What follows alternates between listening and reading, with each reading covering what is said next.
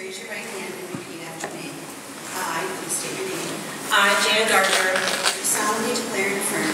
do solemnly declare and affirm, Under the penalties of perjury. under the penalties of perjury, That I will support the Constitution of the United States.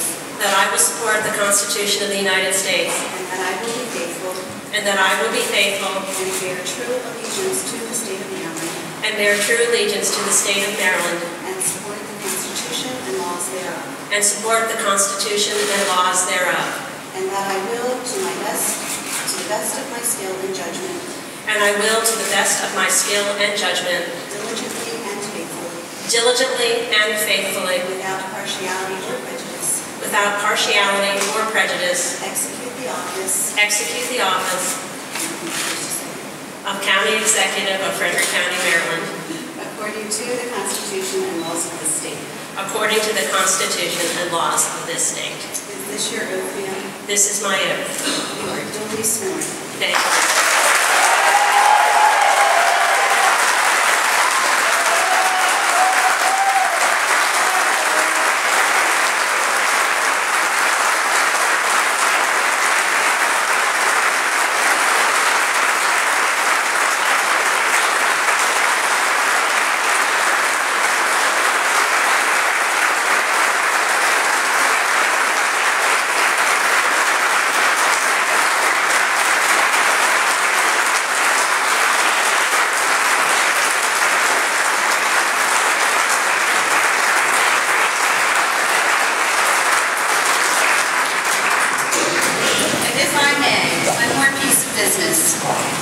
This is from the Governor of the State of Maryland.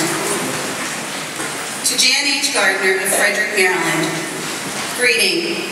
Be it known that the people of Frederick County, reposing great trust and confidence in your integrity and wisdom, did on the 4th day of November 2014 elect you County Executive. You are therefore to execute the said office justly, honestly, diligently, and faithfully, according to law, and hold the same for a term of 4 years, beginning on December 1, 2014, or until you shall be duly discharged therefrom. Given under the hand and seal of the Great Seal of Maryland, our Governor, Mr. O'Malley.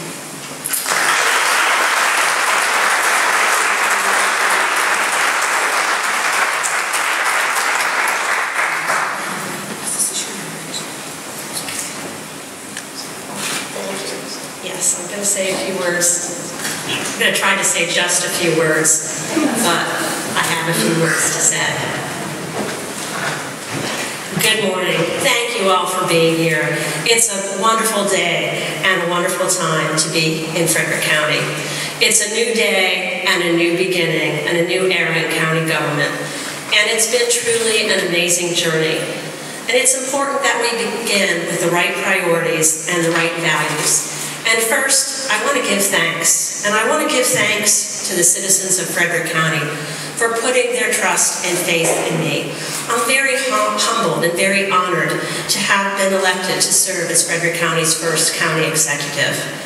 I appreciate the attendance and support of our federal delegation, Senators Barbara Mikulski, Senator Ben Cardin, our Congressman John Delaney, and I know Congressman Van Hollen is here in spirit, former Congresswoman Beverly Byron, all our municipal mayors and municipal officials, council members, community leaders, business leaders. I see we have people here from Fort Detrick, the Sheriff's Office, and I really want to thank you for being here today to share in this wonderful event. I really want to give thanks to hundreds of people, all of you who worked so hard in this election cycle and on my campaign. Most of all, I want to thank my husband, John, who you just saw up here with me, for his enduring support.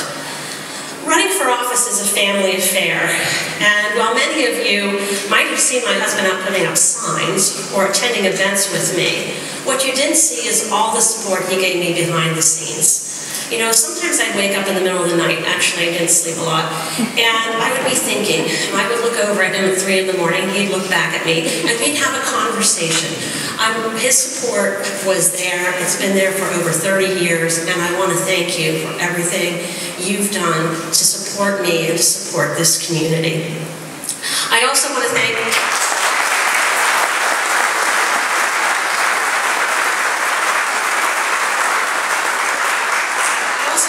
my parents, Leo and Eleanor Harinya. They aren't here today, but they're watching on video stream. Thank you to the video stream people for making that possible. My parents gave me unconditional love and support throughout my life, and they've provided me with the strength and really the ability to be brave and to step out and to run for office and to work to serve others. That message of service came from my parents. I also want to give special thanks to some people on my campaign, to Margaret Nussbaum, my campaign manager, who worked tirelessly for me.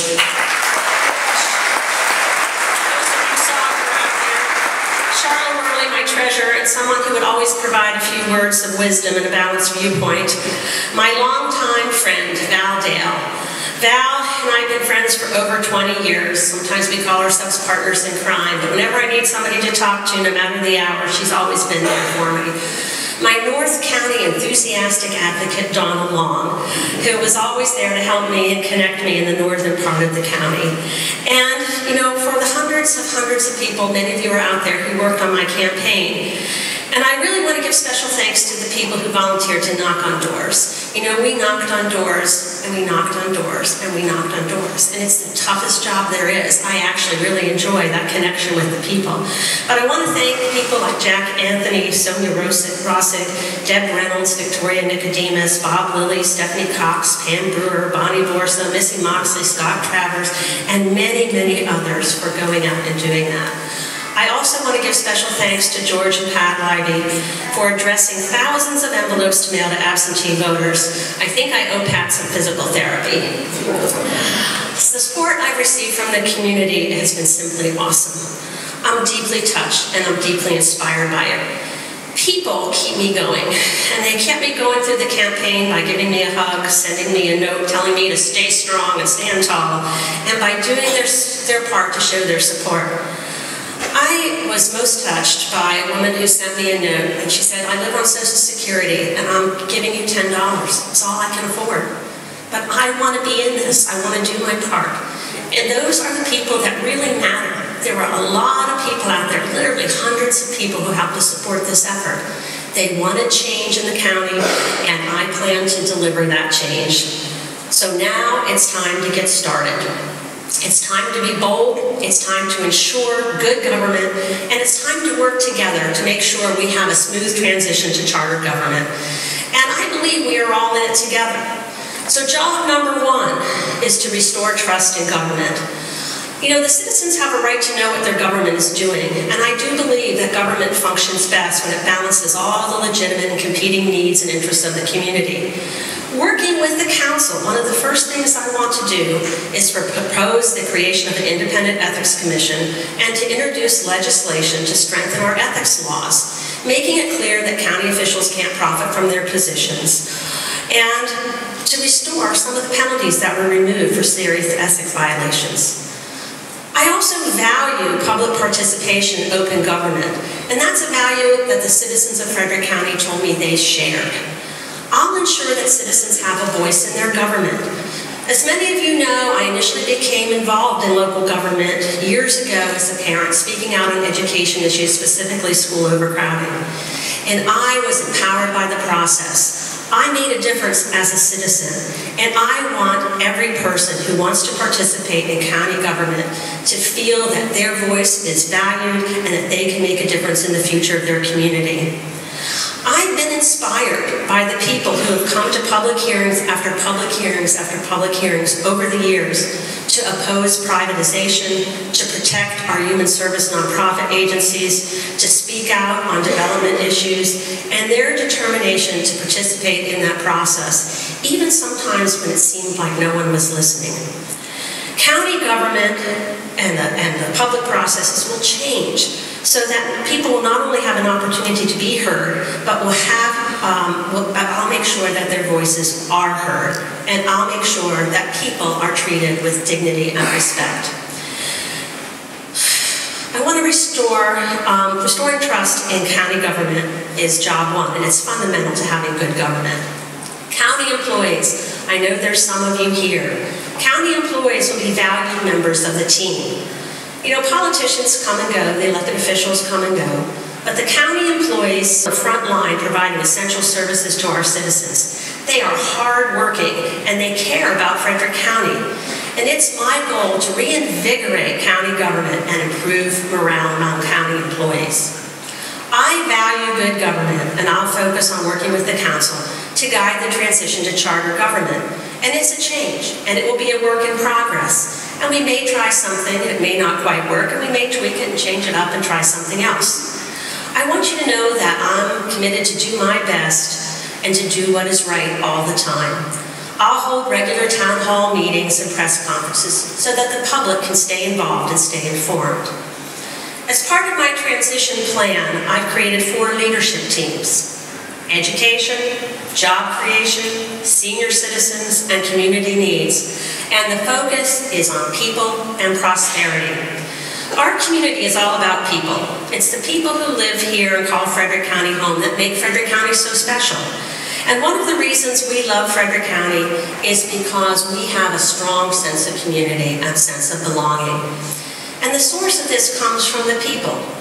I'm inspired by the volunteerism and the people who care about each other, care about this community.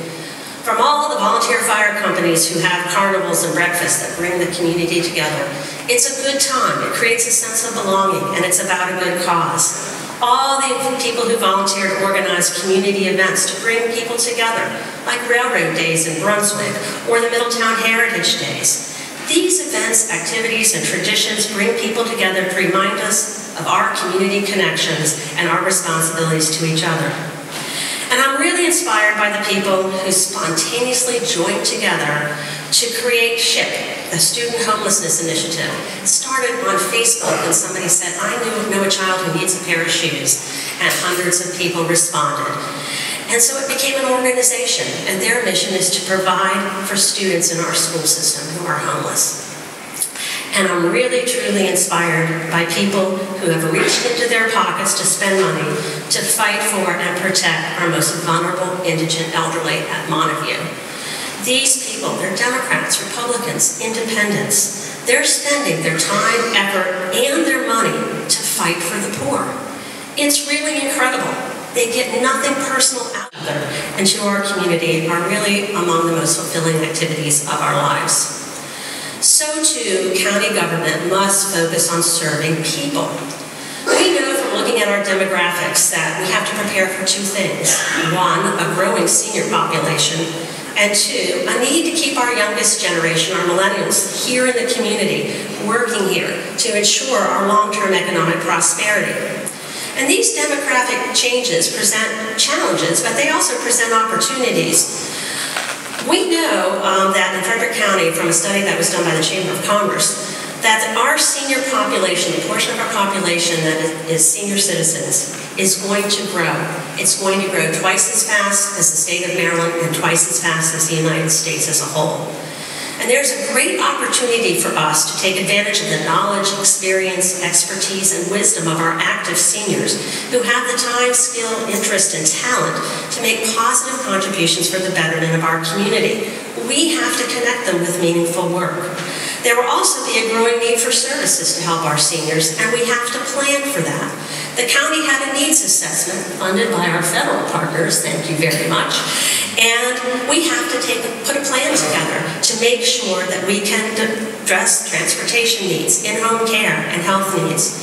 And we must keep the promise to our seniors. And I'll work hard, as I said I would during the campaign, to try to save citizens and Montague.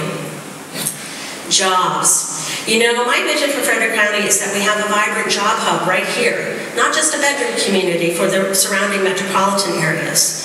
And we know if you don't have a good job, you don't have a high quality of life. But to keep our younger generation, we have to create more jobs here because the millennials want to spend their time differently than their parents. They don't want to commute, they reject that lifestyle. They want to live near their jobs, they want to have fun, they want to have a vibrant nightlife. And this means we have to adjust how we plan for the future and really focus on jobs, not sprawling housing. We must take advantage of our opportunities, and our senators spoke to that. You know, we have a great life science and biotech community here. And not only do they provide jobs, they do great work. They do great work to promote public health, regionally and globally.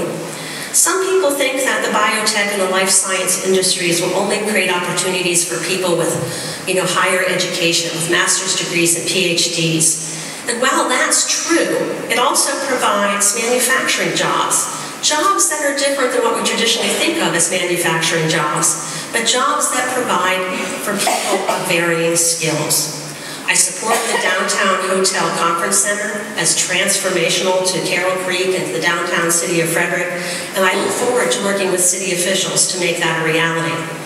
As part of my jobs team, I want to identify Renaissance communities. These are our older neighborhoods that will benefit from public investment. I mean schools, roads, libraries, the traditional things government does to stabilize these communities and to provide for affordable housing. That's one of the things I want my jobs teams to look at. We have those older communities right here in the city of Frederick and in places like Brunswick.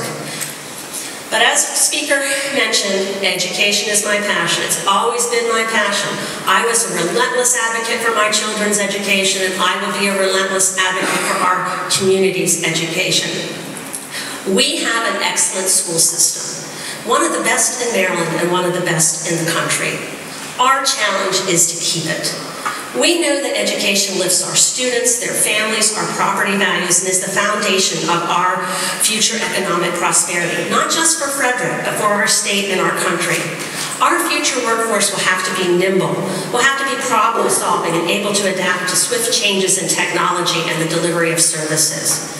I've created an education leadership team to focus on defining those educational outcomes we want to prioritize over the next 4 years. Our biggest challenge, I was really alarmed to learn that the statistic that we have, that 26% of our students in our school system are living in poverty. That is a dramatic change over the last 10 or 12 years. About a dozen years ago, that percentage was 8%. We have to make sure as a community that education remains the path to opportunity and the great equalizer. We have to make sure that these children are successful so that they will have all the opportunities that our country can provide. We must invest in education above the bare minimum required by law, and we must make it a community priority. As a community, we must commit to attracting the best and brightest teachers, administrators, and support staff, and ensure that we have up-to-date technology and curriculum to prepare our students. When you think about your personal experience in education in the schools, what do you think about? You think most about a teacher who made a difference for you. Jobs and education are important to our prosperity, but we must make sure that prosperity includes everybody. And that's why I've created a leadership team on community needs, so that we can reestablish and strengthen our public and nonprofit partnership to meet the needs of our community. Our nonprofit agencies really had a partnership with the county for at least the last 30 years. In recent years, their funding was cut to zero. And this was a choice. But what did our nonprofit human service agencies do? They did their very best. They rose to the challenge to try to continue to help people. They didn't give up their mission for our community. And I want them to know that they are valued and that I want to restore that public nonprofit nonprofit partnership. I'll reinvest in our priorities of education, public safety, and people. I also want to touch a little bit, as part of this community needs, on poverty. Most people don't think we have an issue with poverty in our community, but that means that's the right time is now to address it. If poverty increases to a certain level where it becomes noticeable in our community, that means we let it go on for too long, that we haven't addressed it. And it generally means a downward spiral in communities. So our time to address that is now, and part of our community needs leadership team will be focused on that. And now to the most controversial issue, how our county grows. Growth has been controversial for many years. In recent years, many people have been outraged about some of the decisions that have been made. And they've been frustrated and disappointed by public processes that didn't seem to matter. They were outraged that taxpayer dollars were being spent to subsidize one industry instead of providing core services like education and public safety. We know our county will grow. We know more people want to live here, and we have to do it right so we can preserve the things we love about Frederick County, our agricultural heritage, our cultural amenities, and our historic places. And we need to continue to maintain our small town friendly atmosphere and that great sense of community and belonging that we have. I pledge to manage growth responsibly, and I'll need to do that with the support and help of the council, so that we focus on creating jobs, not just houses. And I really want to end the no growth, po-growth debate. I have been listening to this debate for so long that I can argue every side of it. People really need to listen to each other. And fundamentally, it comes down to the rules and following the rules. We have rules in Frederick County and rules in our state to make sure that growth happens in the right places at the right time with the infrastructure, so that taxpayers aren't saddled with the burden of overcrowded schools, congested roads, and the bill to pay for it. Development must be timed with our ability to provide schools, roads, and public safety. Some of these rules we've had in place for a long time, and I'll work with the council to try to strengthen them. We must protect our agricultural heritage by ending sprawl and focusing our population growth in our municipalities. Our tax dollars should be spent on our core services. That was the message I heard from the voters as I traveled around the county. This best reflects the values and the priorities of our community, a focus on education, public safety, and people. Together, we'll return to our values. There's clearly a lot to be done. It'll be a challenge, but I think it'll be fun. I think it'll be exciting. I want to thank you for being here today. I want to thank you for your support. I want to thank you for joining with me and the members of the County Council to make a difference in the future of Frederick County, and for believing that we're all in it together. We have a great community. Together, we can restore good government, focus on serving people, and create a prosperous future for our community. Our best days are ahead. Thank you very much.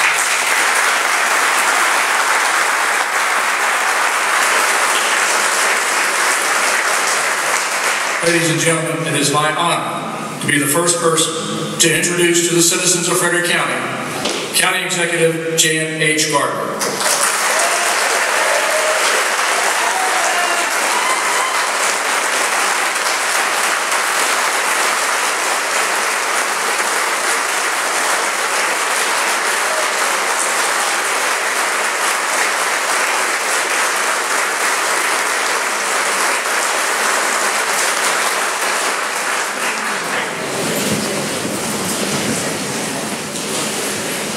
At this time, we'll have another musical selection by the Frederick Children's Chorus, Hymn to Freedom.